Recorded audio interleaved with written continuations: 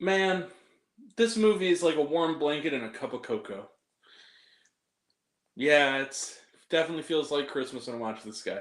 Hi everyone, it's me, Grant, the movie and TV guy. Welcome to Raised on Popcorn with Grant, everybody. And today we are talking about a movie, movies and TV. It's what we do here, and it's retro review time.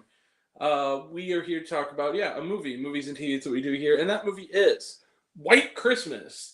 The 70th anniversary, or I should say, Irving Berlin's White Christmas. That apparently is the full title. This is this is a re-release, a 70th anniversary remastered re-release of the classic 1954 musical. It is directed by Michael Curtis, and it stars none other than Bing Crosby. And it's a what is the film about? Well, for those who don't know, Bing Crosby um, is trying to save a lodge that is run, or at least is believed to be run by his former superior during World War II. He's a song and dance man, and his name is Bob. With the help of his best buddy Phil, played by Danny Kaye, they decide to put on a Christmas show to support their former general. And along the way, they romance two delightful twins.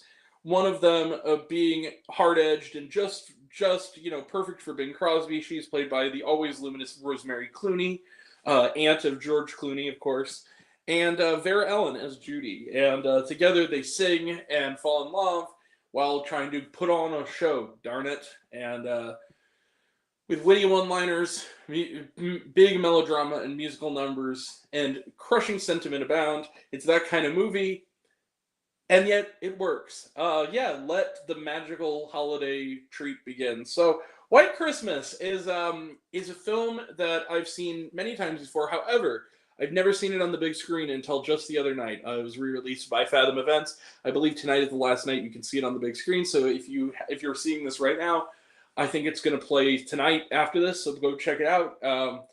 It's stunning. Yeah, this movie is a true classic. It was the first film shot in VistaVision, which was also recently brought back for the shooting of one of my favorite films so far this year, The Brutalist, which will be coming out limited this weekend. I saw it at SLIFF. We have a review for it. You can check it out. And also for Paul Thomas Anderson's new movie, he's shooting this way too. It's coming out next year. And so I love that. I love this. It's beautiful. It's colorful. It looks huge. The scale of it is so amazing. The visuals are so amazing, and yet what makes it work is the very things that you could criticize it for. It is hard on the sleeve. It is sentimental. You could even argue it's a little bit sappy, but it earns it. It earns it thanks to the sheer skills of the four leads, particularly Crosby, Kaye, and Clooney. Although Vera Ellen is quite good as well. This is just a sweet Christmas rom-com musical from the 1950s. It's smart. It's sweet. The dialogue is very good and very funny often. The songs are great, and it's just a classic movie. If you haven't seen White Christmas, do yourself a favor, go see it on the big screen, and bring the whole family. It's a really good holiday film. So yeah, White Christmas. I'm gonna give it one of these. Yeah, you see it. Bang, 5 out of 5 stars plus. This is an absolute classic. Before we go, I have a little bit of a story. I encountered, speaking of it, this one of the best young audience members I've ever had since maybe Knights of the Zodiac. This little girl sort of running around before the movie started, and she loved the movie. She was having a grand old time, and it was just adorable. And I love that. I love that families are bringing kids to this movie. I'm glad that younger generations are bringing older people to this movie. I'm glad the whole family gets to see a movie that is surprisingly aged pretty okay for a 50s movie. It's actually weirdly progressive in its sexual politics and kind of its character for a movie of that era. Yeah, I loved White Christmas. I thought it's wonderful, and I'm glad I got to see it again for the first time in a theater. So yeah, White Christmas is back in theaters for its 70th anniversary on a limited basis. Go see it. It's quite good. So yeah, White Christmas. 5 out of 5 stars plus. Let's close the book on it. Trailer trash. None. It was a Fathom event. Was there shawarma? No, there was not. In fact, there's no end credits. It's just a Paramount picture. That is how it ends. So, yeah, that is it. We will be back right after this for another retro review for Interstellar, which is back in theaters for its 10th anniversary. So I revisited it in IMAX yesterday. We have a review today for it. I'm looking forward to talking about this for a bit. And then we also have an early review coming up for The Fire Inside, which opens on Christmas Day. I got to see it last night. We will have a review of that. And more coming up. Tomorrow we will have reviews for the documentary Dahomey, which is now on Mubi. It is one of the shortlisted documentaries for the Oscars and one of the shortlisted international features for Senegal. So we'll have a review of that tomorrow, as well as a slightly early review of the New Angel Studios film Homestead. We also have coming up this weekend reviews for Mufasa the Lion King, Sonic the Hedgehog 3, and I want to make sure I pronounce the title of this movie correctly, because it's an Indian film. Bakhala Mali. I hope I'm saying that correctly. So we'll have reviews for those. And then after Christmas, day after Christmas, we will have a review, or probably the day after Christmas, we'll have reviews for Baby Girl, starring Nicole Kidman, as well as A Complete Unknown, starring Timothée Chalamet, and Nosferatu, starring Lily Rose Depp.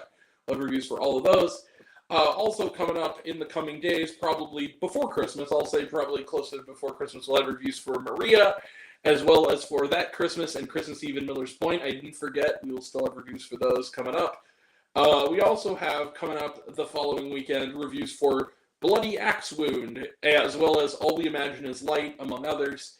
And look out, coming in the next couple weeks after the new year, we will have some catch-up reviews, as well as our 4-part wrap-up for the year, where we will start with me doing the next best films of 2024. Then the following after that, me and Luke Ponta will count down our top 30 best films of 2024.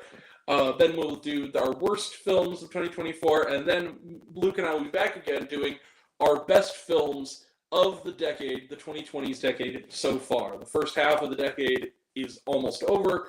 We're going to talk about the 30 films from 2020 to 2024 we think are we want the most to share with our audience. So that's coming up, and that'll all be next time. And until next time, I'm Grant, the movie and TV guy. I see it all, and I'm happy to share it with you. I love you all. I appreciate you all. Love you all, thousands minutes. I love you 3,000. Be kind to one another. If you like this video, give it a like if you want to. Give it a subscribe if you want to. Give it the bell. I don't know what it does. That's what you're supposed to do, or so I've been told. Leave a comment. Even if it's, "Hey, Grant, I like waffles." It really helps out. If you want to find me elsewhere, reviews lists, and other fun stuff, you can find me on all my social media. I'm on literally everything in either Raised on Popcorn's Grant or Raised on Popcorn. Take care of yourself. Take care of your mental health. It's incredibly important. And I want to know down below, what did you think of White Christmas 70th anniversary? Did you like the movie? Did you hate the movie? Think my opinion's good? Think I'm full of shit? Comment below. Let me know. And until we meet again, we were all Raised on Popcorn. Big amount of extra butter. I'll catch you guys next time. Take care, everyone. See you around. Bye.